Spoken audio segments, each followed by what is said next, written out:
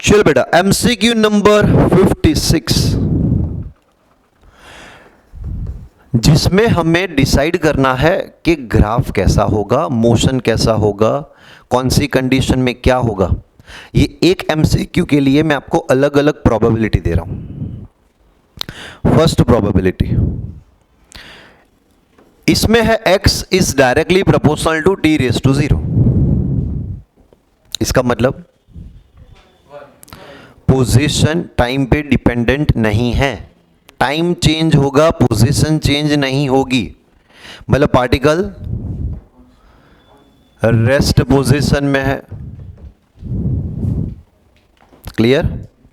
चलो second condition, अगर मान लो कि x is directly proportional to t है,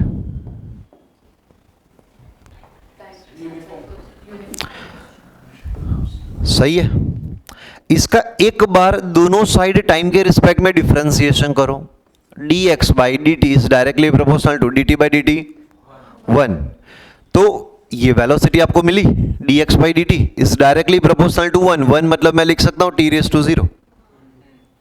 इसका मतलब वेलोसिटी टाइम पे डिपेंडेंट नहीं है, टाइम के साथ वेलोसिटी चेंज नहीं होगी।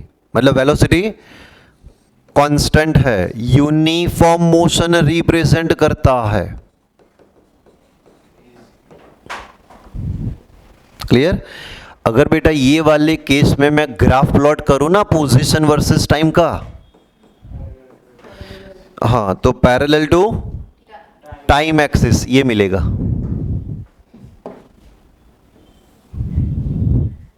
बराबर?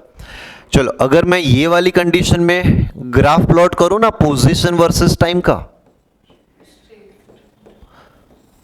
तो ऐसे स्ट्रेट लाइन मिलेगी क्योंकि वेलोसिटी कांस्टेंट है। पोजीशन वर्सेस टाइम ग्राफ में जो स्लोप वही वेलोसिटी, तो स्लोप कांस्टेंट बताना पड़ेगा। अगर मैं velocity versus time graph plot करूं पैरेलल टू टाइम एक्सिस, समझ में आ रहा है? नेक्स्ट, अगर मैं बोलूं x is directly proportional to T square है, एक बार टाइम के रिस्पेक्ट में डिफरेंशिएशन ले लो। चलो टी स्क्वायर का differentiation 2t, dx by dt को क्या बोलेंगे हम? वेलोसिटी। 2 बेटा कांस्टेंट है, प्रोपोर्शनलिटी साइन है तो 2 नहीं लिखते तो चलता है, तो v is directly proportional to t हो जाएगा। एक और बार इसका टाइम के रिस्पेक्ट में डिफरेंशिएशन ले लो, dv by dt is directly proportional to 1, t का डिफरेंशिएशन dt बाई dt 1 हो जाएगा। तो ये हो गया acceleration is directly proportional to t raise to 0। सही है? चलो बेटा, ये कंडीशन का मतलब क्या है? एक्सेलरेशन जो है वो टाइम पे डिपेंडेंट नहीं है, acceleration is independent of time. मतलब कांस्टेंट एक्सेलरेशन है, यूनिफॉर्म एक्सेलरेटेड मोशन है। एंड यही कंडीशन में आप 3 रिलेशन अप्लाई कर सकते हो, displacement time, velocity time, velocity displacement. बराबर? इसमें ही देखो बेटा आप अप्लाई करते थे x is equal to u t plus half a t square. अगर इनिशियल वेलोसिटी 0 होती तो हम लिखते half a t square. Half a constant है, uniform accelerated motion, acceleration constant, तो x is directly proportional to T square. Relation आया। अगर velocity का रिलेशन होता तो v is equal to u plus a T लिखते हम, जिसमें इनिशियल वेलोसिटी कांस्टेंट है, तो v is equal to A T लिखते हम, इनिशियल वेलोसिटी 0 है, तो v is directly proportional to t आया, तो ये वाला रिलेशन मिला।